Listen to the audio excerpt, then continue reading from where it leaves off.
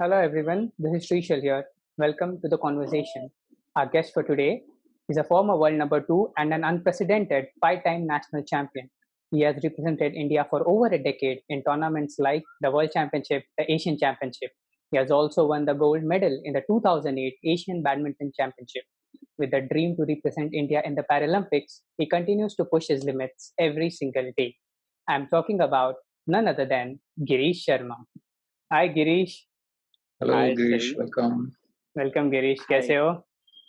मैं ठीक हूँ, आप लोग कैसे हैं? बढ़िया। आपका लॉकडाउन कैसे चल रहा है? लॉकडाउन तो चल रहा है फिटनेस के साथ। ओके। मैं सुना आप फंस गए थे कहीं आपके घर आने से पहले। हाँ, मैं अहमदाबाद में फंस गया था एक्चुअली। टूर्नामेंट उड़ीसा में मार्च में ही टूर्नामेंट था, बट ओके। वो पोस्टपोन्ड हुआ और मैं अहमदाबाद पहुंचा ही था। मैं राजकोट भी नहीं पहुंचा और फिर मैं भैया के वहां फंस गया था, तो मैं जस्ट कल रात को ही आया हूँ। ओके, तो आपकी तैयारियां कैसे चल रही है? किस चीज के लिए प्लान कर रहे थे आप लॉकडाउन से पहले, कोई टूर्नामेंट के लिए? हाँ, लॉकडाउन से पहले मेरा नेशनल था, उसके बाद में इंटरनेशनल टूर्नामेंट्स थे, तो उसी की तैयारी चल रही थी। और 19 मार्च को हमारा नेशनल था उड़ीसा में। ओके। और सडनली ये कोरोना की वजह से लॉकडाउन हुआ और उसके बाद में अभी सारे टूर्नामेंट्स पोस्टपोन कर दिए गए हैं। ओके। वरना ब्राजील थी और स्पेन भी था ओके, टूर्नामेंट। बढ़िया बढ़िया। सो गिरीश, अभी कुछ कर रहे हो आप फिट रख होने के लिए अपने आप के? हाँ, अभी जैसे खेलने तो जा नहीं सकते, तो घर पे फिटनेस स्किपिंग वगैरह, सिटअप पुशअप्स वगैरह फिटनेस कर रहे हैं। बढ़िया। तो गिरीश, हमें बताइए आपका बचपन कैसा था? कैसा रहा आपका बचपन? मेरा बचपन बहुत इतना खास नहीं था, पर हाँ, मैं 2 साल का था तब मेरा ट्रेन एक्सीडेंट में पैर कट गया था। तो उसके बाद में मेरा जर्नी स्टार्ट हुआ था, क्योंकि स्कूल लाइफ में प्रॉब्लम आती थी बचपन में। तब से मेरा मतलब एक बोलते हैं बच्चे को स्ट्रगल करना पड़ता नहीं होता है, पर मुझे बहुत स्ट्रगल करना पड़ा था क्योंकि मेरा पैर नहीं था, तो मुझे स्कूल्स जाने में दिक्कत होती थी। प्लस किसी के सहारे की ज़रूरत होती थी जब सेकंड, थर्ड स्टैंडर्ड तक। ओके। कैसा रहा? कैसा हुआ गिरीश आपका एक्सीडेंट? मेरा एक्सीडेंट 2 साल का था तब ट्रेन एक्सीडेंट हो गया था। मैं मेरे मामा के घर गया था, तो जस्ट उस टाइम पे 90 89 की बात है, खेलते-खेलते चला गया था, तो ट्रैक के बीच में पैर फँस गया था और ऊपर से ट्रेन चली गई थी। ओके। तो फिर उसके बाद बैडमिंटन खेलने का मन कैसे हुआ? मैं स्कूल्स में फ्री टाइम जो स्पोर्ट्स टाइम होता था उसमें खेलता था। क्रिकेट खेलता था, फुटबॉल खेलता था। जस्ट ऐसे फ्रेंड लोग थे मेरे सपोर्ट में कि मना नहीं करते थे। फिर मैंने 10th का एग्ज़ाम दिया, उसके बाद में मैंने ऑफ़िशियली बैडमिंटन को सिलेक्ट किया ओके। और एक करियर के रीत से उसको ड्रीम बनाया था मैंने। फिर उसके बाद कोचिंग कैसे जॉइन की? कोचिंग मेरे फादर रेलवे में थे, तो हमारा एक रेलवे का क्लब रहता है, तो जगजीवन राम इंस्टीट्यूट करके राजकोट के अंदर ही एक क्लब है। वहाँ पे मैंने एज़ मार्च अप्रैल के बाद में कैंप लगता है, जो समर कैंप होता है, तो उस टाइम पे मैंने कैंप जॉइन किया था। तो वही फिर प्रोफेशनल कोचिंग जैसा ही था वो, या ऐसी एक नॉर्मल कोचिंग? नहीं, वहाँ वहाँ पे प्रोफेशनल कोच थे, मतलब क्रम सिंह सरवैया करके थे। वो मेरे पहले कोच थे जिन्होंने मुझे वहाँ पे ट्रेनिंग देना शुरू किया था, क्योंकि वो खुद एक नेशनल स्टेट लेवल के प्लेयर रह चुके थे और उनका खुद का सन जो इंटरनेशनल खेला हुआ था, जयदीप सिंह सरवैया, तो वो खुद चाहते थे कि और भी प्लेयर तैयार हो। तो जब मैं खेलने जाता जब मैंने स्टार्ट किया तब उन्होंने मुझे सपोर्ट करना शुरू कर दिया था और उन्होंने मेरा प्रोफेशनली ट्रेनिंग शुरू कर दी थी। बट गिरीश, बैडमिंटन चूज़ करने से पहले कभी ऐसा नहीं लगा था कि बहुत मुश्किल स्पोर्ट है, बहुत भागा-दौड़ी है, तो ऐसा नहीं लगा कि मैं हुँ। कर पाऊँगा या नहीं? अ, स्टार्टिंग में जब मैंने बैडमिंटन को सिलेक्ट किया तो मैं ऑलरेडी स्कूल्स में जिस तरह से खेलता था, तो थोड़ी बॉडी मेरी फ्लेक्सिबल थी कि मैं खेलने में वो नहीं करता था। पर मुझे एक ऐसी गेम चाहिए थी कि जिसमें मैं मतलब खुल के खेल भी सकूँ, अपनी इच्छा के अनुसार खेल सकूँ। तो मुझे थोड़ा डाइव मारना जब मैं ये कोर्ट पे खेलता हूँ तो स्टैंडिंग में खेलता था, तो मुझे अच्छा लगता था। तो फिर मैंने बैडमिंटन को बहुत ईज़िली एक्सेप्ट किया था। फिर तभी जब आपने कोचिंग जॉइन की थी, तभी कोचेस से कुछ एक अलग-सा रिएक्शन मिलता था, बाकी खेलने आपको मिल जाता था, बाकी बच्चों के साथ? नहीं स्टार्टिंग में हमें बिठाया जाता था क्योंकि हमारे कोच का एक वर्ड था कि अगर आप खुद पे संयम नहीं रखोगे, तो आप गेम नहीं खेल पाओगे। तो हमें बिठाया जाता था, हमें 6-7 महीने तक तो उस तरह से ट्रेनिंग दी गई थी कि हमें बुलाया जाता था, टाइम पे नहीं पहुँचते थे तो ग्राउंड में रनिंग करना, सब कुछ करना, पनिशमेंट तो मिलती थी। उसके बाद में हमें बिठाया जाता था, जब तक हमें विदिन 20 मिनट के लिए उसमें भी बॉल प्रैक्टिस पहले दे दी जाती थी कि बॉल प्रैक्टिस करनी है। जब हमें लगता था अब हमें कोर्ट पे खेलने मिलने वाला है, तो उस टाइम पे कोच बोलते थे ये शटलकॉक लो और बॉल प्रैक्टिस करो। इतना आसान से हमें इज़िली खेलने नहीं मिलता था। खेलने के लिए भी हमें स्ट्रगल करना पड़ता था और हमें खुद को उस टाइम पे ये देखना पड़ता था कि हम जब कोर्ट पे हैं, तो प्लेयर के सामने वाले प्लेयर को ही जज करना है हमें। हम बैठे हुए हैं, सामने जो प्लेयर खेल रहे हैं, हमें एक ही कोर्ट था, तो हम जो टॉप प्लेयर खेलते थे, उन्हीं को देखना होता था हमें। तो गिरीश ये सब में फैमिलीज़ से कभी कोई चैलेंजेस आए, फैमिलीज़ में रोका किसी ने या कैसा था फैमिली का माहौल?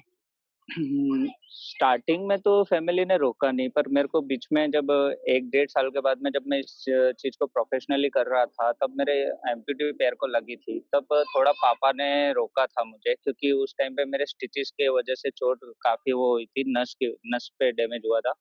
तब मेरे पापा ने मुझे खेलने से मना कर दिया था। पर जो मेरे कोच थे, उन्होंने पापा से बात की और फिर पापा को बताया कि ये अच्छा खेलता है, आगे और भी डिसेबल्स लोगों के लिए ये देखे गए इसको तो इसको देख के खेल सकते हैं। तो उस टाइम पे क्या था ना कि पापा ने फिर सोचा और फिर पापा ने परमिशन दी। फैमिली ने सपोर्ट मुझे एक चीज़ से ये किया था कि कभी उस चीज़ के लिए मना नहीं किया था। हाँ, मुझे चोट लगी तब उन्होंने जब मना किया, वो उनका एक फीलिंग थी। बट उसके बाद में जब वापस से कोच का फ़ोन आया, फिर जब मैंने सीरियसली उस ट्रेनिंग को और ज़्यादा डीपली लिया, तो उसके बाद में उन्होंने आज दिन तक तो रोका नहीं है मुझे। मेरी ट्रेनिंग कैसे होती थी आपकी? कुछ अलग ट्रेनिंग करना पड़ता था आपके लिए स्पेसिफिक? नहीं, मैं नॉर्मल के साथ ट्रेनिंग करता था और मेरे कोच कभी भी मुझे उस चीज़ को फ़ील नहीं होने देते थे कि मैं एक अलग प्लेयर हूँ या मैं एक अलग तरह का हूँ, मैं एम्पुटी प्लेयर हूँ, ऐसा पैरा प्लेयर हूँ, ऐसा नहीं था। मुझे एक कोच का सपोर्ट ये था कि वो सबके साथ में इक्वल रखते थे और सबके साथ में मुझे ट्रेनिंग कराते थे, चाहे वो रनिंग करना हो, स्प्रिंट मारनी हो, जंपिंग करनी हो, पुशअप मारने हो, शैडोज़ करने हो, सारी चीज़ें मुझे कोच खुद पर्सनली खड़े रह के करवाते थे। पर कभी उन्होंने ये नहीं बोला कि तुम अकेले करोगे जब टीम के साथ में स्किपिंग हो रहा है तो टीम वाइज़ हो रहा था। फिर शैडोज़ में 2 प्लेयरों के साथ होता है तो वैसे होता था।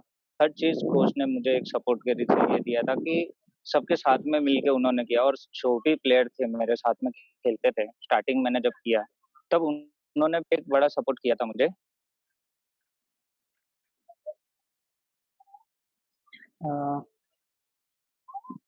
हाँ, गिरीश। सॉरी एक कॉल नहीं, नहीं, नहीं, बोलिए तो प्लीज़। उस उस टाइम पे क्या था ना कि एक वो था कि उम, सपोर्ट कोच का बहुत अच्छा था मुझे कि वो कभी इस चीज़ को ना तो मुझे फ़ील होने देते थे और ना ही कोई प्लेयर मुझे फ़ील होने देता था।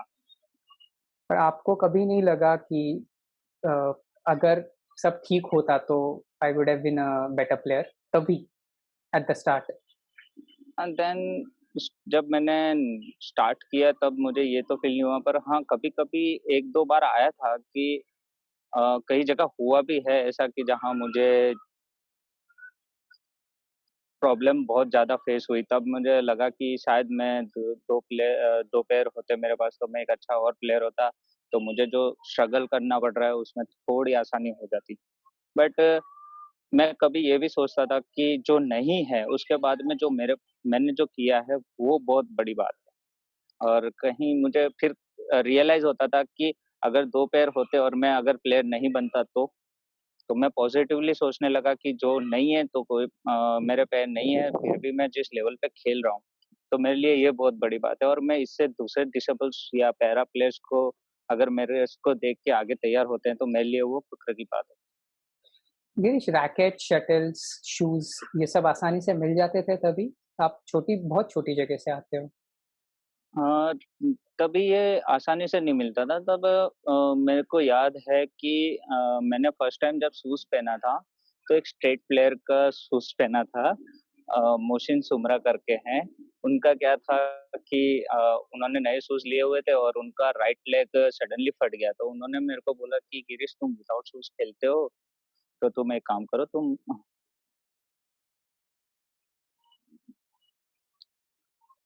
तुम एक काम करो, तुम मेरा शूज़ ले लो, नया का नया है। देन छोड़ के मैंने पहली बार वो शूज़ उनके लिए, और श्री मैं एक बात बताऊँ, मैंने मेरा पहला रैकेट कुरियर बॉय की नौकरी करके लिया था। कि बाप रे। मैंने 3 महीने तक कुरियर बॉय की नौकरी की। उसके बाद में मैंने जो परचेज़ है सैलरी हुई मेरी, उससे मैंने फिर वो रैकेट खरीदा था, वो भी नेशनल के लिए। क्यों कुरियर बॉय गिरीश? क्योंकि मैं मतलब मैं इतना कैपेबल नहीं था, तो मैंने स्ट्रगल किए, मतलब मुझे इतनी आसानी से वो नहीं मिल रही थी सारी चीज़ें। क्योंकि चलो क्लब मुझे थोड़ा, क्लब क्या, फादर रेलवे में थे, तो क्लब मुझे प्रैक्टिस के लिए परमिशन तो दे रहा था। वो फादर की सैलरी से पेमेंट कट रहा था। बट आप उस टाइम पे इतनी कॉस्टली चीज़ें मिलती थी कि जो अफ़ोर्ड नहीं कर पाते थे। मैं जहाँ से बिलॉन्ग करता हूँ, जहाँ से मैं आया हूँ, तो मुझे वो सारी प्रॉब्लम थी। तब फाइनेंशियली प्रॉब्लम होने के बाद में मैं खुद उस चीज़ को मैं खुद खरीदना चाहता था। गिरीश, पैरा बैडमिंटन के बारे में थोड़ा-सा बताइए सबको, क्योंकि बहुत लोग अनअवेयर है कि एग्ज़ैक्टली होता क्या है? I will just share a image wherein Girish will explain us how exactly the categories are in para badminton. Girish, आप देख सकते हो ये इमेज? अ, आप, या हाँ, यस। या अ, आपको जो स्क्रीन पे दिख रहा है, व्हीलचेयर की वन वुमन दिख रही है पहले, ठीक है? WH1 लिखा हुआ दिख रहा है ना? जो उस आप चाहें तो उसको ज़ूम कर सकते हैं अपने स्क्रीन पे। WH1 में जो प्लेयर कभी चल नहीं सकते हैं, जो 24 आवर्स व्हीलचेयर पे रहते हैं, ओके, जो प्लेयर 24 आवर्स व्हीलचेयर पे रहते हैं, वो प्लेयर जिसको WH1 में प्लेइंग करने की परमिशन होती है, जिनके हिप के ऊपर की बॉडी वर्कआउट करती है, पर नीचे की बॉडी वर्कआउट नहीं करती। WH2 में जो है, WH2 का मतलब ये शॉर्टकट नाम दिया गया है BWF की तरफ से।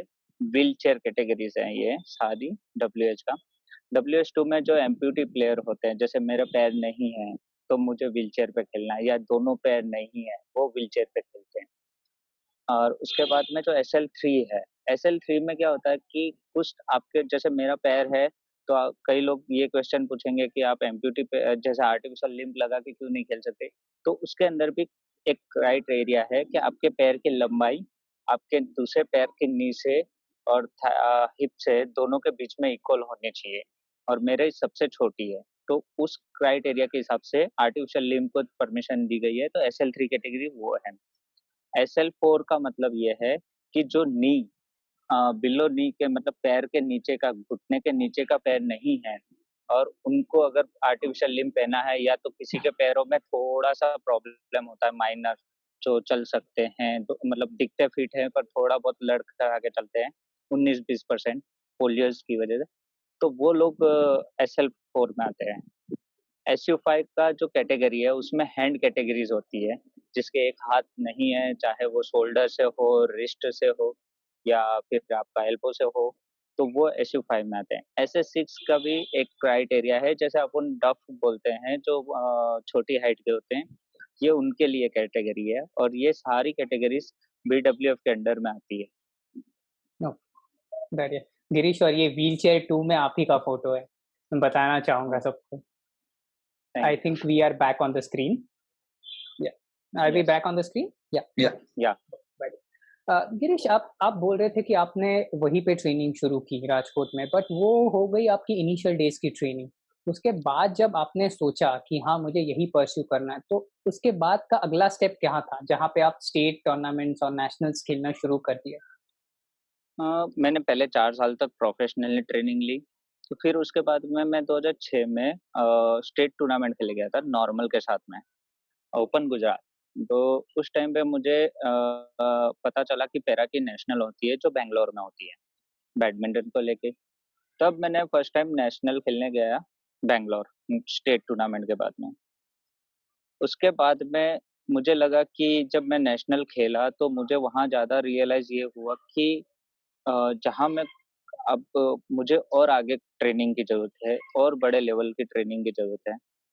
तब मैं वापस राजकोट आया, मेरे जो यहाँ के एसोसिएशन के सेक्रेटरी हैं उनसे बात की, उन्होंने मुझे थाने का एड्रेस दिया और उन्होंने खुद ने बोला कि थाने में कोच हैं वार्ड सर करके, उनके अंडर में आप ट्रेनिंग कीजिए। तब मैंने वहाँ पे ट्रेनिंग के लिए फिर मैं वहाँ गया था। पर वहाँ जाने के बाद में भी मेरी लाइफ में बहुत सारे चेंजेस आए कि जो मैं ट्रेनिंग यहाँ 1 घंटा मेरे को मिलती थी क्योंकि यहाँ पे जो प्लेयर थे एक कोर्ट पे अगर आप 30-40 प्लेयर हों और ऊपर से शेड्यूल सबका फिट हो के इतने घंटे खेलना है। वहाँ मुझे ट्रेनिंग में भी राजू गनपुले सर थे, जिन्होंने फर्स्ट टाइम मुझे देखा था तो मुझे ट्रेनिंग मुझे याद भी याद है कि उन्होंने मुझे कोर्ट के 20 राउंड मरवाए थे एक पैर पे। तो मुझे आज भी वो सर ये बहुत याद है क्योंकि मेरा फर्स्ट डे था और उन्होंने बोला था कि पहले वार्म अप करो। तो मैं क्रैचेस लेके वार्म अप का स्टार्ट कर रहा था तब उन्होंने मेरे को बोला कि आप एक पैर से खेलते हैं ना? मैं बोला हाँ सर। तो बोले कि तो स्टार्ट एंड वार्म अप एक पैर पे कीजिए, आप अपने दूसरे शोल्डर का मतलब शोल्डर को क्यों प्रेशर देना चाहते हैं? फिर मैंने एक पैर पे वार्म अप स्टार्ट किया, वार्म अप करके फिर गेम भी खेली तो कई लोगों को उस टाइम पे शॉक लगा कि ये एक पैर पे खेल कैसे सकेगा? उस टाइम पे बहुत सारे प्लेयर्स ऐसे थे जो थाने में इंडिया लेवल पे खेलते थे, इंटरनेशनल इंडिया को रिप्रेजेंट कर रहे थे। जैसे कि जिष्णु सन्याल हो गया, अक्षय देवलकर हो गए, जूही अगस्कर, साइली राणे, पवन सिंह, ये सारे जो थे वो नेशनल स्टेट प्लेयर भी थे कई लोग। तो उनके साथ में एक एक्सपीरियंस ये था कि मैं जब ट्रेनिंग स्टार्ट किया ना तो मुझे उन्होंने कभी मतलब वो मुझे देख के फर्स्ट डे तो शॉक हुए। नेक्स्ट डे मुझे नहीं लगा कि मैं अपनी फैमिली से दूर हूँ या मैं ऐसी जगह हूँ जहाँ मुझे कोई जानता ना हो। नहीं, नहीं। तो गिरीश उसके बाद एक ओवरऑल एक्सपीरियंस फिर एकेडमीज़ फाइंड करने में, जैसे आप मुंबई तो आ गए बट उसके बाद एकेडमीज़ फाइंड करने में कभी आपको मुश्किल हुई एक एज़ अ पैरा प्लेयर? हाँ, एज़ अ पैरा प्लेयर इसलिए हुई क्योंकि आपके पास स्पॉन्सरशिप नहीं रहती है। अब जब मैं वहाँ गया था तब मेरा ड्रीम था आगे बढ़ना, तो मुश्किलें तो आती थी कि मुझे स्पॉन्सरशिप की वजह से एकेडमी में ट्रेनिंग के अफ़ोर्ड नहीं कर पाना, डाइटिंग्स, न्यूट्रिशन ये सारी चीज़ों को लेके प्रॉब्लम आती थी। उस टाइम पे ये था कि थोड़ा मेरा सपोर्ट मेरे कोचेज़ जो सपोर्ट करते थे वहाँ वार्ड सर ने भी सपोर्ट किया, राजू सर ने भी मुझे सपोर्ट किया था। तो वो मेरे लिए एक थोड़ा प्लेटफ़ॉर्म बना था कि उन्होंने मुझे जिस तरह से सपोर्ट किया था कि कुछ चीज़ें मेरे लिए उन्होंने प्रोवाइड करवा दी थी कि आप एक काम कीजिए, यहाँ पूरा पेमेंट मत कीजिए, यहाँ आधा पेमेंट कीजिए। और मेरे लिए वो एक थोड़ा-सा आसान तरीका रहा था स्टार्टिंग में, बट मेरे को प्रॉब्लम सबसे ज़्यादा स्टैंडिंग में नहीं आई, उतनी व्हीलचेयर में आई। ओके। गिरीश उसके बाद 2006 में आपने कहा कि आपने आपकी पहली ऑल इंडिया खेली। हुँ। 2007 में आप वर्ल्ड नंबर 2 बने और 2008 में आप एशियन चैंपियन बने। तो इसका सफ़र कैसा रहा? 1 साल में आपने 2000 काफ़ी डेवलप कर लिया अपना गेम। 2007 में ही जब मतलब जब मैं सिलेक्ट हुआ तो अ, 6 में मैंने नेशनल खेलने के बाद में मैं क्वालीफाई कर चुका था ऑल इंडिया सुपर 6 के लिए। और 2007 में मैं जब ऑल इंडिया सुपर 6 खेला, तो मैंने फर्स्ट टाइम इंडिया नंबर 2 को हमने हराया था और उसकी वजह से मेरे को टीम में सिलेक्ट हो गया था मैं। वो 3 साल से कंटिन्यू रनर्स अप रह रहे थे और हमने उनको बीट किया था। फाइनल में हम आ रहे थे, पर उस टाइम पे मैं टीम में सिलेक्ट हो गया। तो उस बेस पे मेरे लिए एक रास्ता थोड़ा आसान हो गया था। देन शुड मेरा करियर जो स्टार्ट हुआ 2007 मार्च में, 23 मार्च को मेरा फर्स्ट टूर्नामेंट था इज़राइल में, ओके, जेरूसलम में। तो वहाँ पे मैंने जब खेलना स्टार्ट किया तो वहाँ 2 इंटरनेशनल टूर्नामेंट थी बैक टू बैक विदिन 2 दिन के बाद में दूसरी टूर्नामेंट। मेरा उस दोनों टूर्नामेंट में मेरा रनर्स अप का रिज़ल्ट रहा था। सिंगल्स में भी रहा था, डबल्स में भी रहा था और उस बात पे जब उस टाइम पे पैरा का इतना मतलब डिसेबल्स के लिए इतना सब कुछ आसान नहीं था। उस टाइम पे जब मैं खेलना शुरू किया तो बहुत सारी दिक्कतों के साथ में मुझे वहाँ जो सपोर्ट मिला था वो ये था कि मुझे तब लगा कि रियलाइज़ हुआ कि अगर मैं इस गेम को कंटिन्यू रखता हूँ, तो फ्यूचर में और भी प्लेयर आएँगे और वो और भी प्लेयर इंडिया को रिप्रेज़ेंट करेंगे। ओके। अ, और 2008 में मेरा एशियन चैंपियनशिप था। तो हुँ, उस टाइम पे ये था कि वो इंडिया में था, बैंगलोर में, ताकि उसके लिए मैंने थाने में आके, जब मैं वर्ल्ड नंबर 2 बन गया उसके बाद मैं वापस आया, फिर उसके बाद थाने में मैंने बहुत सारी ट्रेनिंग की। मुझे फ़िटनेस में राजू सर ने बहुत सपोर्ट किया, फ़िटनेस को लेके, कोर्ट पे लेके, शैडोज़। तो मुझे एक श्योरिटी थोड़ी कोचेज़ की तरफ से ये थी कि तुम कर सकते हो, और पॉज़िटिवली जितने भी फ्रेंड सर्कल था मेरा, जो थाने में था, उन्होंने मुझे कभी भी किसी चीज़ के लिए मना नहीं किया था, चाहे वो मैं उनसे गाइडलाइंस माँग रहा हूँ या कुछ उनसे मतलब मुझे सीखना है और टाइम नहीं है, तो भी वो ये नहीं बोलते थे कि हम बिज़ी हैं या टाइम नहीं है, पर वो सिखाते थे। तो इम्पोर्टेंट वहाँ था कि थोड़ा बहुत उन लोगों ने मेरे को सपोर्ट किया था। Okay, right. गिरीश 2015 में इंटरनेशनली पैरा बैडमिंटन में बहुत से चेंजेस हुए, तो वो चेंजेस के बाद आपको क्या इफ़ेक्ट हुआ और क्या चेंजेस थे वो? 2015 में जो चेंजेस हुआ वो मेरे लाइफ में थोड़ा नहीं बहुत ज़्यादा डिफ़िकल्ट हो गया था, क्योंकि मैं स्टैंडिंग खेलता था तो मैं कहीं पे भी प्रैक्टिस करने को मुझे मिल जाता था। मतलब कि मैं राजकोट आता तो भी मुझे मेरी किट बैग साथ में है तो मैं प्रैक्टिस कर लेता था। पर 2015 में क्या हो गया कि बीडब्ल्यूएफ ने जब मुझे व्हीलचेयर पे शिफ्ट किया गया, तब मुझे ट्रैवलिंग करनी हो या कहीं पे कोर्ट पे परमानेंट खेलना हो तो व्हीलचेयर के साथ में खेलना। अब व्हीलचेयर का दिक्कत ये था कि अभी भी इंडिया के अंदर व्हीलचेयर को लेके कई लोगों की पॉलिसी ये है कि कोर्ट डैमेज हो जाते हैं, पर जबकि बीडब्ल्यूएफ वर्ल्ड फेडरेशन खुद इंटरनेशनल में व्हीलचेयर पे बैडमिंटन खिलाता है, तब वहाँ के वहाँ कोई डैमेज नहीं होते, पर यहाँ पे प्रैक्टिस करने को मिलता नहीं है। 2015 से मुझे प्रैक्टिस करने के लिए 7-8 महीने तो मैंने ढूँढा, तब जाके तो मुझे प्रैक्टिस के लिए कोच मिला। वो भी जितने घंटे मुझे वर्कआउट करना चाहिए उतने घंटे नहीं मिल पाता था, क्योंकि नेक्स्ट बैच आ जाती है तो बैच के वजह से, प्लस व्हीलचेयर का सबको इश्यू रहता था कि व्हीलचेयर है, कहीं कुछ डैमेज हो गया तो प्रॉब्लम। तो कई जगह मुझे बोला गया कि नहीं कर सकते सर, व्हीलचेयर की वजह से कोई डैमेज हो जाएगा। तो बहुत जगह ऐसा हुआ है कि जहाँ मैं प्रैक्टिस से पीछे हुआ हूँ, जब मुझे कई ऐसी टूर्नामेंट्स खेलनी थी, पर अगर मेरे को व्हीलचेयर के लिए प्रैक्टिस नहीं मिलती थी, तो मैं टूर्नामेंट नहीं खेल पाता था, क्योंकि विदाउट प्रैक्टिस अगर आप टूर्नामेंट में जाते हो और मेडल नहीं आता है या कुछ भी नहीं होता है, तो आप खुद अपने आप को वीक महसूस करते हो। अ, आप मुझे कल बता रहे थे कि जब 2015 में जो रेगुलेशन चेंजेस हुए, वो व्हीलचेयर है अराउंड 3 लाख की, तो 3 वो साढ़े 3 लाख की वो बेसिक व्हीलचेयर है। अगर इंडियाज़ के अंदर जैसे आपकी व्हीलचेयर आप जैसे बड़े लेवल पे, मतलब वो एक अलग ही है, व्हीलचेयर बैडमिंटन ने ही वो किया हुआ है। हर एक गेम के लिए पैरास के अंदर हर एक गेम के लिए अलग-अलग व्हीलचेयर बनाई गई है। एथलेटिक व्हीलचेयर अलग है, बैडमिंटन के लिए अलग है, लॉन टेनिस के लिए अलग है, बास्केटबॉल के लिए अलग है।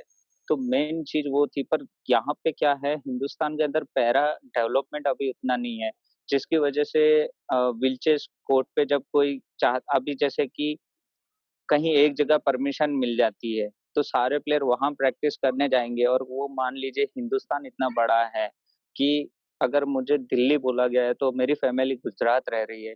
अगर मुझे मेरी फैमिली के पास रह के ट्रेनिंग नहीं मिल रही है और मैं दिल्ली जाके अगर पे करके रहता हूँ, तो मैं कितने टाइम तक वहाँ ट्रेनिंग करूँगा? क्योंकि स्पॉन्सरशिप नहीं होगी, आपके पास में कुछ होता ही नहीं है, तो आप ट्रेनिंग कितने दिन कर पाओगे? ओके, वो खरीदने में दिक्कतें तो बहुत आई होंगी तुम्हें? व्हीलचेयर खरीदने में तो बहुत दिक्कत आई है क्योंकि उस टाइम पे साढ़े 3 लाख रुपए, मतलब व्हीलचेयर पे अगर आप डालोगे तो आपके पास स्पॉन्सरशिप चीज़ है ही नहीं, तो आप व्हीलचेयर पे कैसे खरीदोगे? पर स्पॉन्सरशिप्स कैसा होता था अ, गिरीश? व्हीलचेयर के लिए मेरा थोड़ा लक अच्छा हुआ था कि जो मैं स्टैंडिंग खेलता था, तो उस स्टैंडिंग के बेस पे आदित्य मेहता फाउंडेशन है। तो उन्होंने क्या किया था कि जब मैं स्पेन खेलने गया था स्टैंडिंग में ही, तो उन्होंने मुझे थोड़ा बहुत स्पॉन्सर किया था। तो फिर जब मेरा ये व्हीलचेयर पे हुआ तो उनको मैंने बताया कि सर मेरे साथ ऐसा-ऐसा अभी मेरी कैटेगरी चेंज हो गई है, देन शूट की उन्होंने मुझे बोला कि ठीक है, हम आपको थोड़ी बहुत मदद करेंगे और हम कोशिश करेंगे व्हीलचेयर के लिए। तो मुझे एक थोड़ा प्लेटफ़ॉर्म ये मिल गया कि मैं खेला था उस बेस पे, स्टैंडिंग खेलता था। उस बेस पे मुझे थोड़ा सपोर्ट मिला कि व्हीलचेयर के लिए मुझे थोड़ा स्पॉन्सर मिल गया था। हुँ। उसके बाद तेरी स्पॉन्सरशिप्स के लिए कभी कोई तकलीफ हुई या आसानी से मिल जाते थे आपको स्पॉन्सर्स आपके टूर्नामेंट के लिए?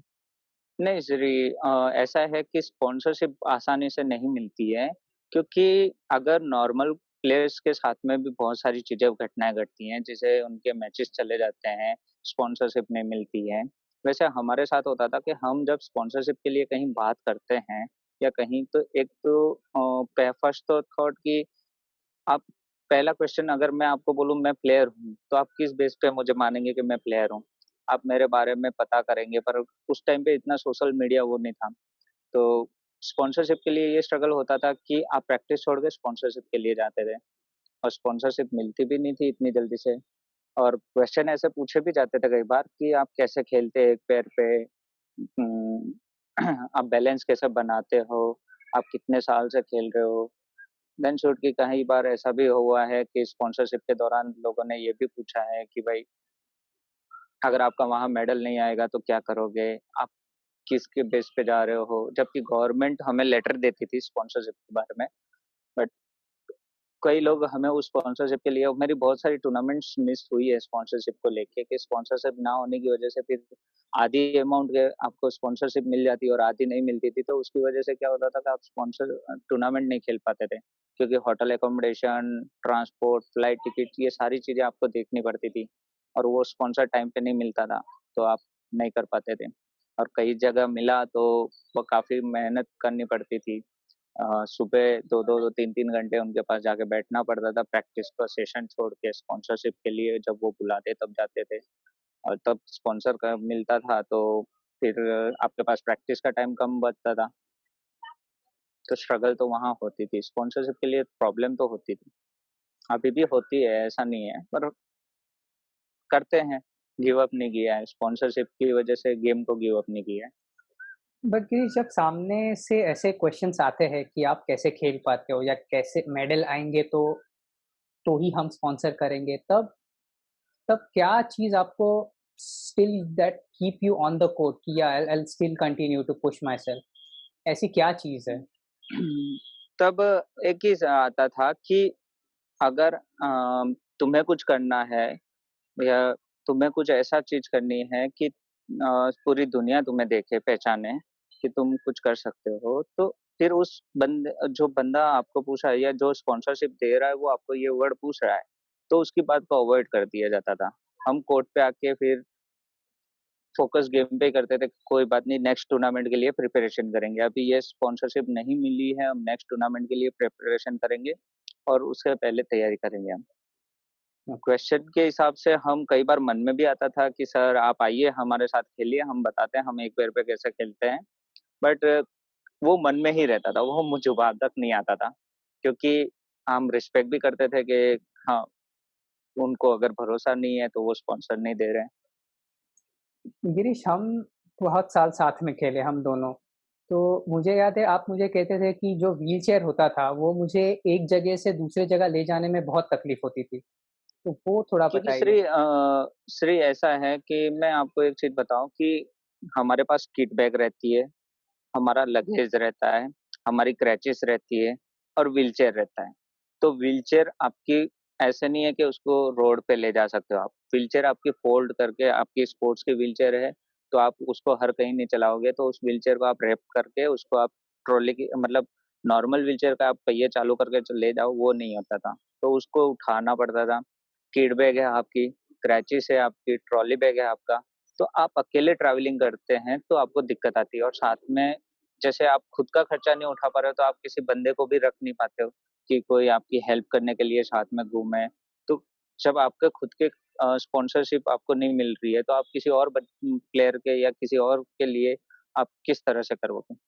और वो दिक्कत इसी बेस पे आती है कि ट्रैवलिंग करने के टाइम पे फिर आप सपोज़ मान लीजिए एयरपोर्ट पे उतरे आप तो कि आपको पता है आपका लगेज तो आपको खुद को उठाना है, वहाँ पे आते हैं पर आपको पता है वो ऐसे नहीं आते हैं। एयरपोर्ट पे भी हमें पे करना पड़ता है कई बार। और उसके बाद में चाहे वो नेशनल के लिए आप ट्रेन में से जा रहे हो या बस से जा रहे हो कहीं पे भी, तो आपको पे करना ही पड़ता है।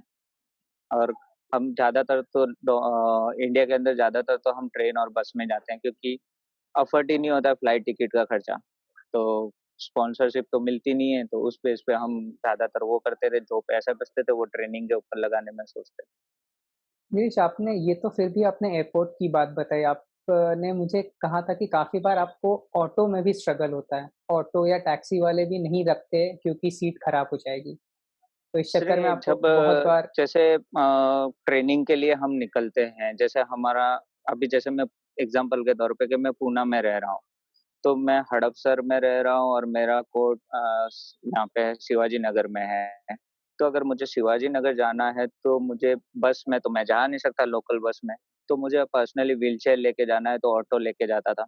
तो ऑटो लेके जाना है तो भी दिक्कत ये होती थी कि ऑटो वाले व्हीलचेयर को रखने से इसलिए मना कर देते थे कि उनके थॉट थी कि व्हीलचेयर से हमारी सीटें खराब हो जाएँगी, फट जाएँगी।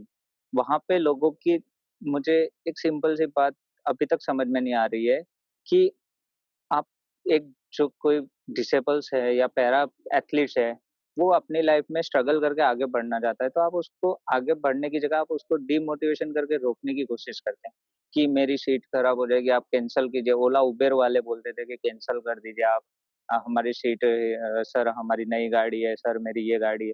कई ड्राइवर्स ने मुझे मना किया कि हम नहीं ले जा सकते हैं।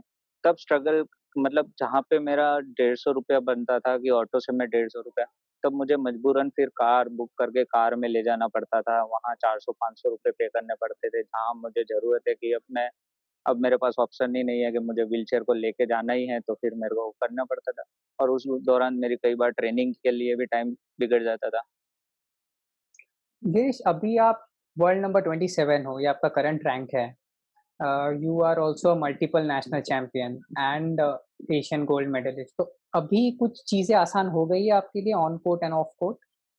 नहीं श्री, अभी भी स्ट्रगल तो चालू है। आसान नहीं हुआ है। उसमें ये है कि जैसे मैं स्टैंडिंग खेलता था तो एक लोगों को देख के मुझे मतलब मैं जब खेलता था तो नॉर्मल प्लेयर के साथ मेरी ट्रेनिंग होती थी तो सबको स्पॉन्सरशिप के लिए मुझे थोड़ी आसानी मिल जाती थी कि मुझे स्पॉन्सरशिप मिल जाता था। किस बेस पे कि कहीं पे भी टूर्नामेंट हो रहा है, एग्जीबिशन मैच हो रहा है तो मुझे बुलाया जाता था। मैं एग्जीबिशन मैच भी खेलता था, ऐसा नहीं है कि मैंने नहीं खेले।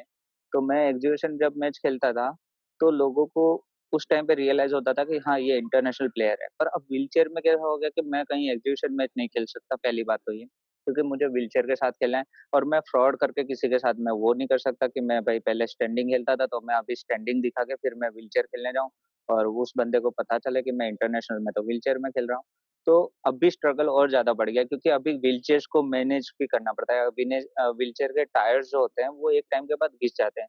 तो वो अराउंड आपके 15 से 20 हज़ार के आते हैं, ठीक है? उसके मान लीजिए छोटे पहिए या व्हीलचेयर में कुछ भी डैमेज होता है वो इंडिया में आपको इमीडिएटली हर कोई करके नहीं देता। उसके लिए भी आपको फॉरेन में जब आप जाते हैं तब आपको उसको रिपेयरिंग करानी पड़ती है। जहाँ हम बीडब्ल्यूएफ टूर्नामेंट कराता है वहाँ व्हीलचेयर वालों के लिए वो कंट्री के हिसाब से व्हीलचेयर का वो रखता है। बीडब्ल्यूएफ खुद व्हीलचेयर प्लेयर्स के लिए टायर्स वगैरह, ग्लव्स वगैरह प्लस छोटे व्हील्स होते हैं व्हीलचेयर के, तो वो सारी चीज़ों को लेके वो रखते हैं। बेल्ट हो गए, तो ये सारी चीज़ों को लेके रखते हैं। पर इंडिया में अभी भी व्हीलचेयर को अगर बोले जाएँगे तो जो मेडिकल्स में व्हीलचेयर होती है ना वैसी व्हीलचेयर समझते हैं सब लोग। ओके। अ, गिरीश, पूरे लाइफ में आपके प्लेइंग करियर में हमेशा कुछ ना कुछ तो अनसर्टेनिटीज़ रही है। हमेशा एक फिक्स्ड रोड मैप नहीं रहा है कि हाँ, इसके बाद मुझे ये करना है या अगला टूर्नामेंट में खेल पाऊँगा या नहीं, हमेशा ये डाउट होता है। आप कैसे डील करते हो ये चीज़ों से? अ, उम, श्री, मैं आपको एक चीज़ बताता हूँ कि हर टूर्नामेंट के बाद में पहला ये होता था हमें कि नेक्स्ट टूर्नामेंट 2 महीने बाद में है, तो आपको ट्रेनिंग भी करना है, साथ में स्पॉन्सरशिप भी ढूँढना है। अब उस ट्रेनिंग ट्रेनिंग के दौरान आपको स्पॉन्सरशिप के लिए भी ढूँढना है, प्लस आपकी जैसे जो आपने थोड़ा बहुत सेविंग रखा होता है या कुछ भी होता है, जैसे कि 2000 अभी 19 की बात बताता हूँ। मेरा शोल्डर इंजरी हो गया, व्हीलचेयर पलट गई मेरे को दुबई में मैच के दौरान शोल्डर इंजरी हो गया, तो वो मेडिकल इश्यू हो गया। तो देन छूट गई, मेरा मेडिकल इशू हुआ तो उस टाइम पे मुझे खुद को ही पे करना है। तो जब मैं इंडिया आऊँगा तो मुझे फ़िटनेस या थेरेपिस्ट या किसी भी चीज़ के लिए मुझे ही पे करना पड़ता है। तो उस टाइम पे मेरे को खुद का जो मेरे पास थोड़ा बहुत सेविंग होता है वो करता हूँ। खर्च होने के बाद में मेरे पास स्पॉन्सरशिप नहीं होती है। दूसरी बात है कि तुरंतली अगर मैं बोलता हूँ मैं इंजर्ड हूँ, तो कोई स्पॉन्सर नहीं करता है। मेरी काफ़ी टूर्नामेंट्स ऐसी भी गई हैं कि जहाँ मुझे लगा कि मैं मेडल ला सकता हूँ, पर मुझे स्पॉन्सर नहीं थे, तो मैं मेडल नहीं ला खेलने नहीं जा सका। और उसी की वजह से मेरे मेडल भी कहीं गए हुए हैं। Okay. और स्ट्रगल जब नेक्स्ट टूर्नामेंट होती है तब एक चीज़ ये होती है कि आप आपको पता है कि आपको ईज़िली स्पॉन्सर नहीं मिलेगा, आप इतने साल से खेल रहे हैं। तो हमारे माइंड में ये होता था कि हम खेलना तो नहीं छोड़ेंगे, चाहे स्पॉन्सर मिलो या ना मिलो, पर अगर हमने खेलना छोड़ दिया तो दूसरे प्लेयरों को भी यही लगेगा कि यार कुछ टाइम के बाद में अपने को खेलना छोड़ना ही है, तो फिर अपन खेलते क्यों हैं? Correct. इसलिए हम गिव अप तो नहीं करते थे, गेम से तो कभी गिव अप नहीं किया है। अभी भी लॉकडाउन है तो जैसे फ़िटनेस चालू है, तो वैसे ही गिव अप तो नहीं किया है अभी तक। तो गेम को लेके तो कभी ये ख़्याल नहीं आया कि मैं पीछे हट जाऊँ। स्पॉन्सर नहीं है, आई एग्री। मुझे रैक जैसे अभी सरी आपको बताता हूँ, व्हीलचेयर के ट्रेनिंग के दौरान सबसे ज़्यादा डैमेज होते हैं हमारे रैकेट्स। क्योंकि अगर हमारा एक स्ट्रोक मारते समय टॉस या स्मैश कुछ भी मारते समय व्हीलचेयर पे, अगर स्विंग करते समय अगर व्हीलचेयर को टकरा गया, और आपको पता है व्हीलचेयर के साथ में स्विंग के साथ में रैकेट टकराएगा तो अपना रैकेट जो होता है वो लाइट वेट का होता है और कार्बन का होता है, वो फट से डैमेज हो जाता है। तो आपके साथ 10-15 हज़ार रुपए वैसे चले जाते हैं, पता ही नहीं चलता है आपको। Right. गिरीश, कुछ पेरेंट्स को कुछ आप एडवाइस करना चाहोगे? क्योंकि आपने आपके करियर में बहुत से ऊंच-नीच देखे हैं। तो as a player, any advice for the parents? हाँ, देखिए पेरेंट्स के लिए मैं एक चीज़ बताना चाहूँगा कि आज की जनरेशन में 2 चीज़ें इम्पोर्टेंट्स हैं। जैसे बच्चे स्कूल्स में पढ़ाई करना ज़रूरी है, तो साथ में आज के टाइम पे 90% बच्चे जो हैं वो कंप्यूटर, लैपटॉप और मोबाइल से कनेक्टेड हैं, ठीक है? तो उनके आँखों के चश्मे आते हैं या उनको कुछ प्रॉब्लम होती है। पर पेरेंट्स अगर चाहें तो उनको फिज़िकली फिट में रखें। सपोज़ 1 घंटा, जैसे उनके टाइम पे वो खुद खेलते थे। चाहे उस टाइम पे लैपटॉप भी नहीं थे, मोबाइल्स भी नहीं थे, तो वो खुद स्कूल के बाद में भी थोड़ी देर तो फ्रीडम से खेलते थे। तो एक प्लेयर के रीत से अगर आपको लगता है कि प्लेयर हो या एज़ ए फ़िटनेस के लिए भी खेलना ज़रूरी है, तो बच्चों को आप स्पोर्ट्स में डालना ज़रूरी है। दूसरी बात ये है कि कई बार पेरेंट्स की एक थॉट होती है कि 3 साल में हमारा बच्चा इंटरनेशनल या नेशनल लेवल पे खेलेगा। तो ये चीज़ें हैं ना उस टाइम पे गलत सोच होती है, क्योंकि हर एक प्लेयर का एक जैसा माइंड नहीं होता, एक जैसा फ़िटनेस बॉडी नहीं होता है।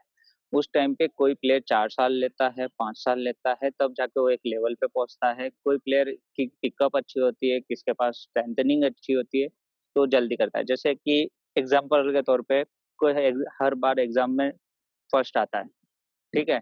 और कोई बच्चा फर्स्ट नहीं आता है, टॉप 10 में नाम आता है उसका।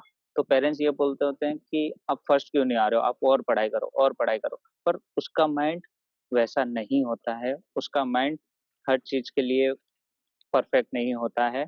तो उस टाइम पे आपको एक ही चीज़ रखनी है कि उसको पुश करना है, मतलब कि उसको बोलना है, प्रोत्साहित करना है उसको कि आप कर सकते हो, आप थोड़ा बेटर और करिए, आप टाइम दीजिए।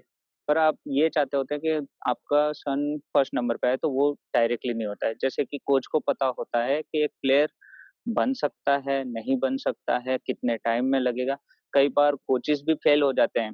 मैं बताता हूँ कि कई बार ऐसा लगता है कि ये प्लेयर नहीं बनेगा और वो सडनली प्लेयर बन जाता है एक बड़े लेवल पे। वो इसलिए बन जाता है क्योंकि उसने उसके दिल में जुनून पाल लिया होता है कि उसकी थिंकिंग होती है कि मुझे कुछ ऐसा करना है जो मुझे किसी ने ना किया हो।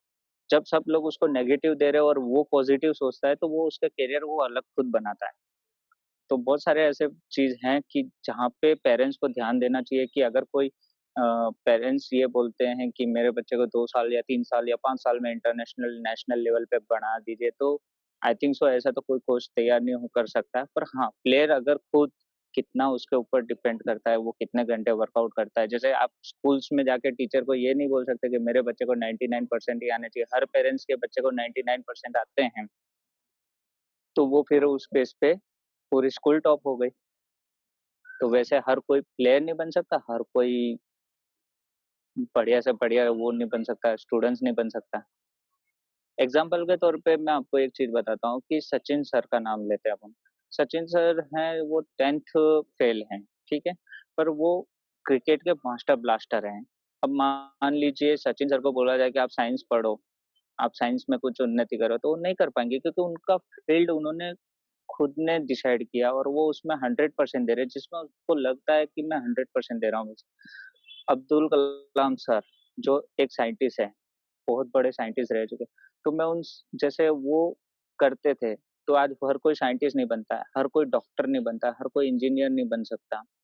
हर एक का दिमाग अलग अलग होता है, तो हर स्टूडेंट्स के पेरेंट्स को ये सोचना चाहिए कि उनके बच्चों को क्या सही है, किस तरह से वो करना चाहते हैं। आप टाइम दीजिए उनको, थोड़ा समझाइए कि करने, हाँ वो सीरियस करने तब लग जाएंगे जब आप थोड़ा पुश कीजिए। ऐसा नहीं कि आप उसमें उनको डांटिए, नहीं ऐसा नहीं है, बट थोड़ा उनको समझाइए कि उनकी करियर के बारे में वो किस चीज को लेके हैं, तब जाके कोई प्लेयर तैयार होता है। आज ओलंपिक के अंदर 130 करोड़ की आबादी में से अगर आप सोचिए कि विद इन 5 से 7 गोल्ड मेडल आते हैं, तो इंडिया के लिए क्या है। जबकि प्लेयर्स आप दूसरी कंट्रीज में देखिए ओलंपिक के अंदर कितने सारे मेडल्स आते हैं, क्योंकि वहां पे स्टडी को भी इम्पोर्टेंस दिया जाता है, वहाँ गेम को भी इम्पोर्टेंस दिया जाता है।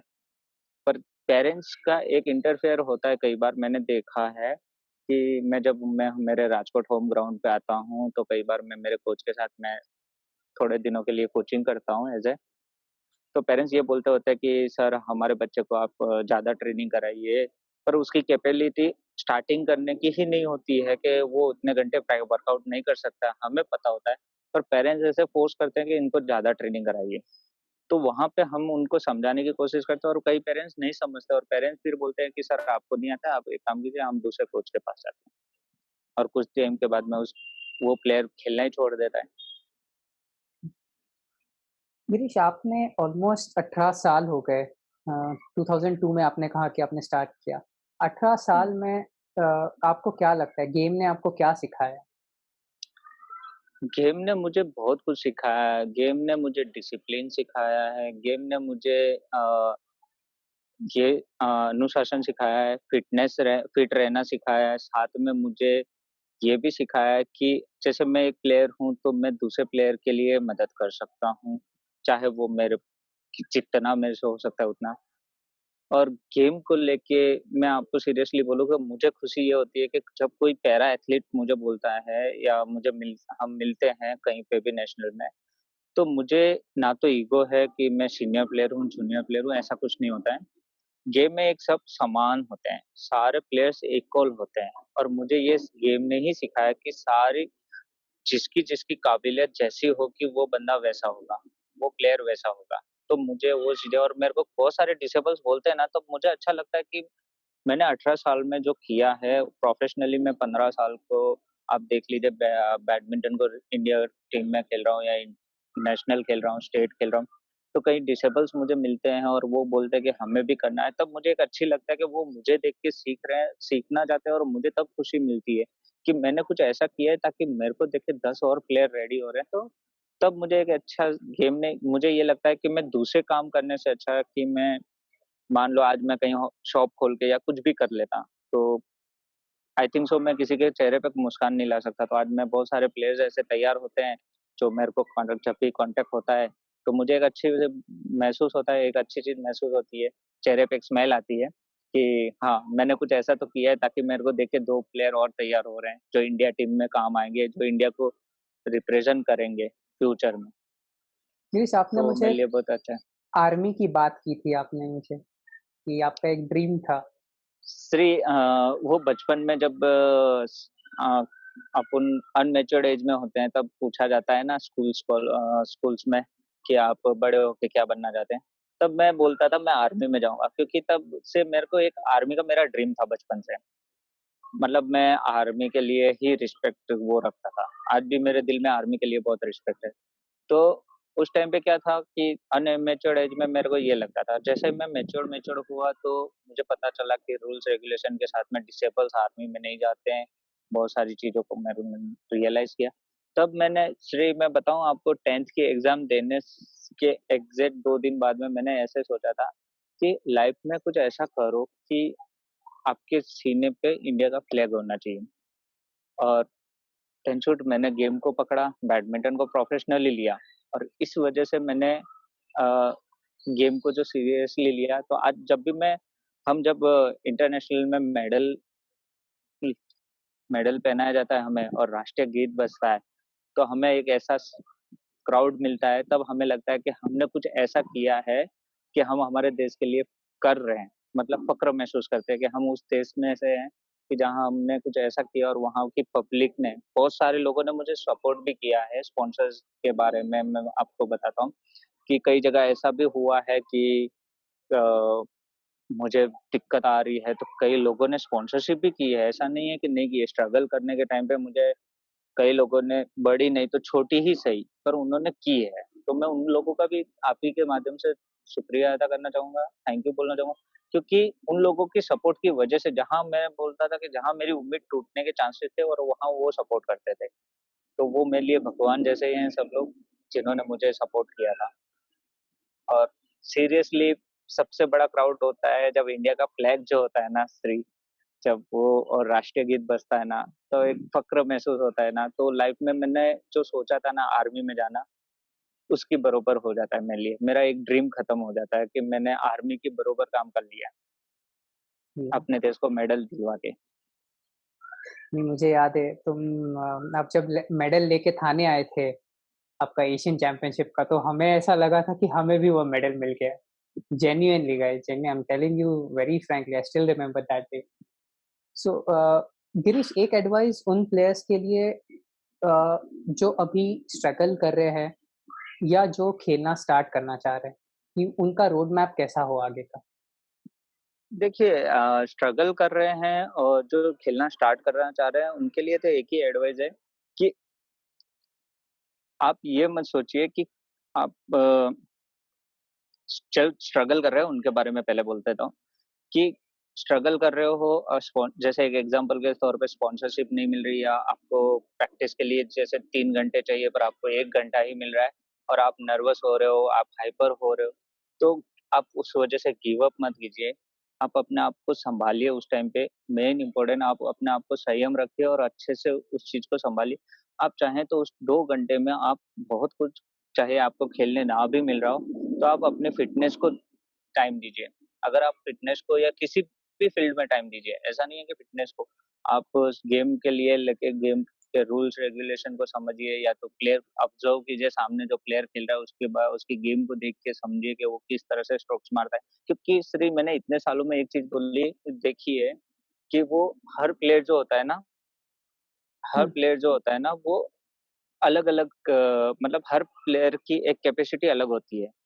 जैसे एग्ज़ाम्पल के तौर पे दूँ कि जिष्णु सन्याल है, जो थाने में मेरे को जब मिले थे, तो उनका रिस्ट बड़ा क्लासिक चलता है। उनका जो रिस्ट है वो शटल को घुमा देता है। अब अक्षय देओलकर जो थे, उनके अंदर पावर इतनी स्ट्रॉन्ग थी कि वो जब स्मैश मारते हैं तो बहुत पावरफुल स्मैश मारते हैं। तो इन लोगों के अंदर से अलग-अलग प्लेयरों के बीच में से मैंने बहुत कुछ सीखा था। हुँ, तो ये चीज़ें सीखनी है और जो स्टार्ट करना चाहते हैं तो आप ये मत सोचिए कि आप स्टार्ट करने के बाद में आपको प्रॉब्लम आएगी। देखो प्रॉब्लम बिना स्ट्रगल के आपको कोई चीज़ आसानी से नहीं मिलती है। जब आप स्ट्रगल करेंगे तो ही आपको एक सक्सेस मिलेगी। आप सक्सेस जब पहुँचेंगे एक ड्रीम के एंड में पहुँचेंगे तब आपको पता चलेगा कि आपने स्ट्रगल किया तो आपको जो चीज़ आसानी से नहीं मिली है उस चीज़ की आप कदर करेंगे। अगर आपको कोई भी चीज़ आसानी से मिल जाती है, तो आप स्ट्रगल करना ही छोड़ देते हैं। हुँ, इसलिए स्टार्टअप करने वाले लोगों को भी ये प्लेयर्स को भी ये इम्पोर्टेंट रखनी चाहिए कि कुछ भी हो जाए, अगर मैंने स्टार्ट किया है, तो मेरा 100% दूँगा और मैं गिव अप नहीं करूँगा। और स्ट्रगल करने वाले के लिए भी वही है कि स्ट्रगल करना है, आगे बढ़ना है, तो गिव अप नहीं करना है। वंडरफुल। गिरीश, हम हमेशा एंड में लोगों से कुछ क्वेश्चन्स लेते हैं। अगर आप इजाज़त दो तो हम क्वेश्चन्स ले लेंगे सबसे। हाँ, Yeah, ले so लीजिए। everyone, I have just enabled the chat box feature. I would request if you have any questions, you can just message me there. I'll forward it to Girish.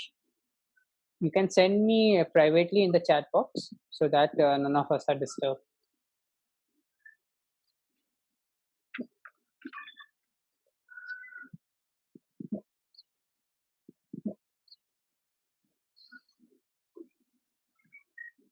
Girish, हम 1-2 minute रुकेंगे, किसी के सवाल sure आते हैं तो ठीक है, नहीं तो I have one last question for you, वो मैं आपको पूछूंगा.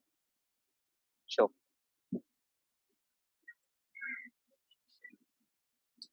सो I think we will continue. अगर किसी के सवाल आते हैं तो मैं आपको पूछ लूंगा. पक्का गिरीश, मैंने आपका एक वीडियो देखा अभी फेसबुक पे, जहाँ पे आपने आपका स्किपिंग करते हुए एक वीडियो डाला है. यस और उसके पीछे भी बहुत एक इंटरेस्टिंग स्टोरी है, वो मुझे आप बताइए. आप मुझे बता रहे थे कल, बट आप लोगों को बताइए.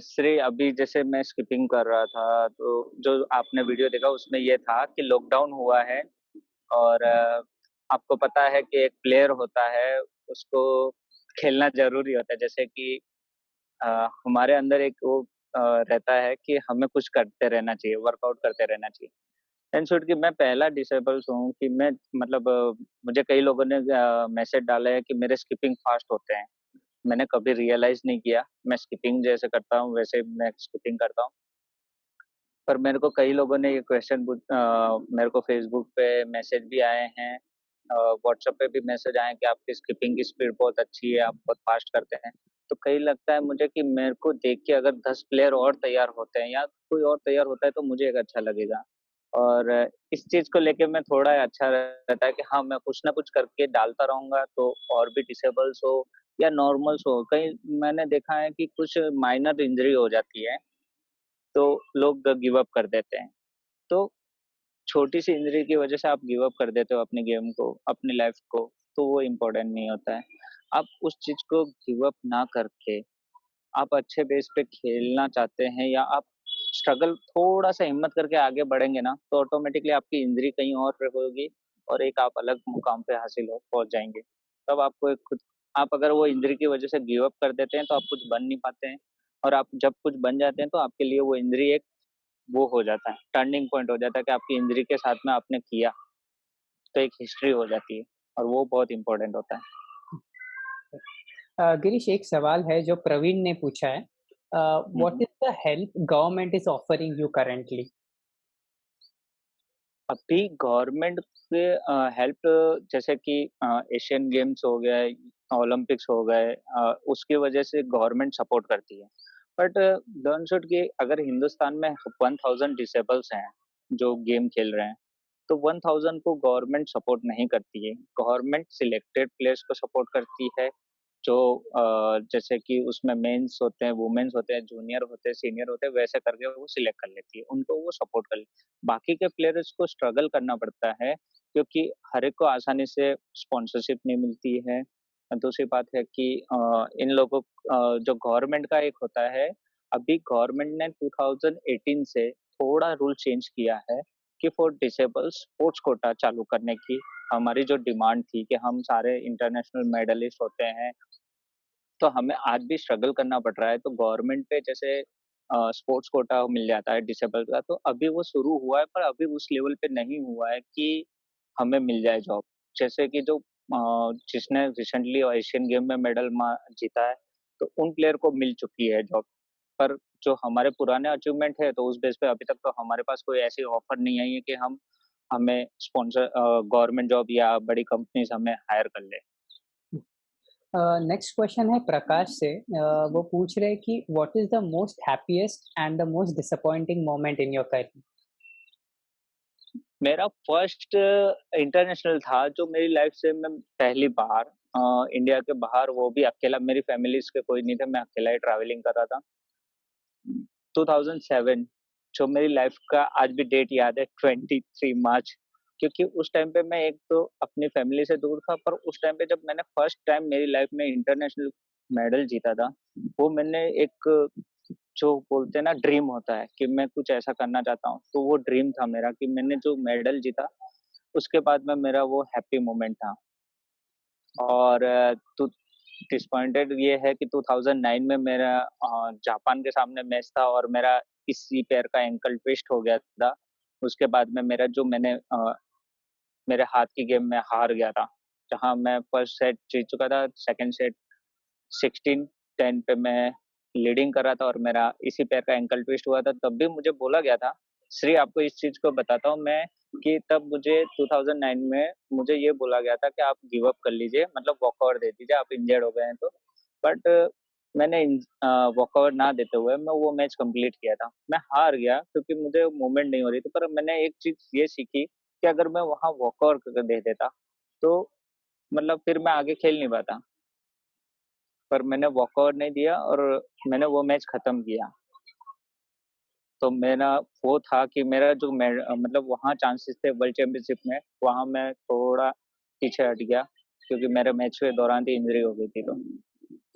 प्रकाश ये भी बोल रहे कि salute to your perseverance and you are an inspiration, truly is. Thank you, thank you. Girish, Priyanka Rajput बोल रही है कि how to maintain your fitness in general. Uh, Priyanka Rajput बोल रहे हैं। तो फिटनेस और मेंटेन तो देखिए श्री, आप जैसे अभी लॉकडाउन है, तो आप अपने फिटनेस वर्कआउट सुबह और शाम दोनों टाइम कर सकते हैं। प्लस आपका फूड, जैसे कि आपको पता है कि आजकल साई की तरफ से बहुत सारे ऐसी चीजें जो लाइव दिखाई जा रही हैं, तो आप फिटनेस के साथ में फूड को भी इम्पोर्टेंट समझिए कि आपका फूड जेन्युइन फूड खाना, जैसे स्पोर्ट्समैन ज्यादा जेन्युइन फूड नहीं खाते, पिज्जा पिज्जा बर्गर ये नहीं खाते हम लोग ज्यादातर, तो वो चीजें अवॉइड कीजिए। आप अपने फिटनेस के साथ में, आपको जब पेन होता है, जैसे फिटनेस में क्या होता है, लोग गिव अप कर देते हैं, थोड़ा पेन हो गया तो बोल रहे हैं कि मेरे को पेन हो रहा है, मैं मेरे से नहीं होगा।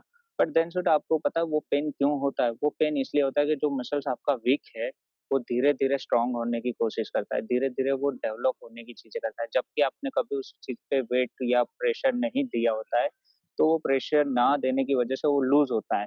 तो जब आप उसको प्रेशर देना शुरू करते हैं या वर्कआउट शुरू करते हैं, तो वो ऑटोमेटिकली उसके शेप में जाने की कोशिश करता है, वो टाइट होने की कोशिश करता है, वो मजबूत होने की कोशिश करता है, और उस दौरान तो आपको पेन होता है। अगर वो पेन को आप सहन कर लेते हैं, तो आप ऑटोमेटिकली कुछ टाइम के बाद में अपने फिटनेस को एक अच्छे लेवल पे ले जाके बॉडी को फिट कर सकते हैं। गिरीश, एक लास्ट सवाल हम लेंगे सानवी जोशी से। She is asking what was the most inspiring thing for you. Most इसमें एक सेकंड है, जैसे कि मैंने बोला कि सचिन सर का मैंने नाम लिया। सचिन सर का इसलिए नाम लिया कि क्रिकेट में नहीं, ऐसा नहीं है, पर वो एक ऐसे प्लेयर्स हैं जिनको आप देखिए कभी भी वो कितने भी हो मैच के दौरान जब भी वो खेलते हैं, चाहे वो टीम के साथ में कोई कैसे भी हालात हो, वो कभी गिव अप नहीं करते। वो अपना 100% देने की कोशिश करते हैं। तो हम बचपन से देखते आ रहे हैं टीवी पे मैच देखते हैं, तो उस टाइम पे सचिन सर का एक ही चीज आप रियलाइज कीजिएगा कभी भी, कि कोई भी सिचुएशन हो, चाहे वो वर्ल्ड कप हो या सीरीज हो, तो सचिन सर ने जब जब इंडिया टीम को जरूरत पड़ी है तब वो खड़े रहे हैं। दूसरी बात ये है कि उन्होंने गिव अप नहीं करना सिखाया। वो चाहते थे, इंजरी के बाद में उनको टेनिस एल्बो हो गया था, तो भी उसके बाद में वो कमबैक करते हैं और एक अच्छा प्लेटफॉर्म पे खेलते हैं, एक अच्छे लेवल पे खेल के अच्छा स्कोर खड़ा करते हैं।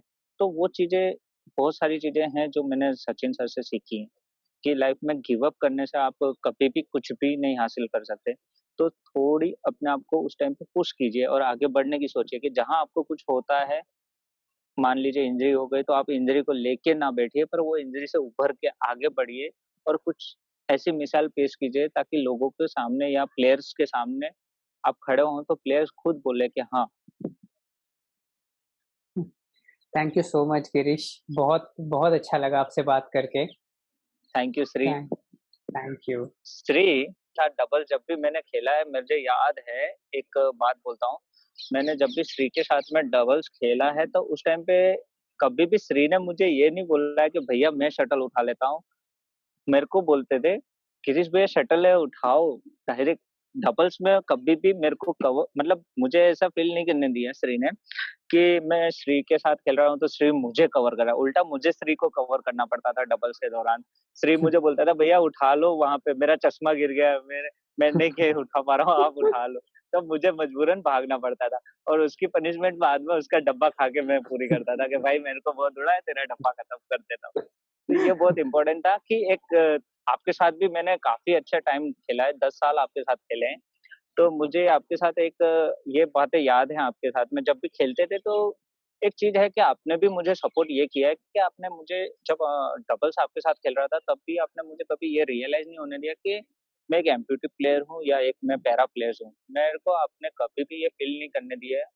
इवन जिष्णु सन्याल, अक्षय देवलकर, जूही, सायली सारे प्लेयरों के साथ खेला हूँ, कभी किसी प्लेयर ने मुझे ये तो महसूस नहीं होने दिया कि मैं पैरा एथलीट हूँ। मेरे साथ में आप हाँ, मैं ट्रेनिंग करता था, अगर मेरे से नहीं हो रहा है तो उस टाइम पे आप भी खुद स्प्रिंट मारे हो, आपने याद हो तो। बिल्कुल याद। कोर्ट नंबर 1 से लेके कोर्ट नंबर 5 तक स्प्रिंट मारा जाता था। बिल्कुल, तब बिल्कुल। भी अपना तब भी चैलेंज में स्प्रिंट मारा जाता था। पता है कि आगे-पीछे होंगे, पर गिव अप नहीं करने दिया था। ठीक है, तभी भी पता था कि आप क्या अचीव कर सकते हो, इसलिए ही हम सब ने आपको पुश भी किया तभी and we are very happy to see you where you are now. Thank you so thank much you Girish. Shri, आप लोगों ने मुझे उस टाइम पे पुश किया और आज मैं आप लोगों के सपोर्ट की वजह से ही इस मुकाम पे हूँ और आगे भी आप लोगों के सपोर्ट की वजह से ही मैं आगे बढ़ूँगा। आई बिल होप फ्यूचर में हम वापस मिलेंगे बहुत जल्द। बिल्कुल मिलेंगे, बिल्कुल मिलेंगे। Thank you Girish. Thank you Uh, सही। yeah. Everyone, I just have one small request for you. We have started a YouTube channel named Victories and Beyond. We will upload all the videos, all our conversation videos to the channel. I would request everyone to please subscribe the channel. The only reason telling you to subscribe is that the more subscribers we get, the more we'll be able to spread such messages, such inspiring stories to more and more people. So I would just show you the logo. This will be the logo of the channel. I would request you to search Victories and Beyond in YouTube and please subscribe it so that we are able to achieve the motive for which we started. I thank you everyone for joining us. We'll be back next Sunday with another superb guest. Thank you so much. Till then, good night. Bye, thank you. Girish. Bye, bye Rakesh. Thank you Shri. so much. Thank you so much, everyone.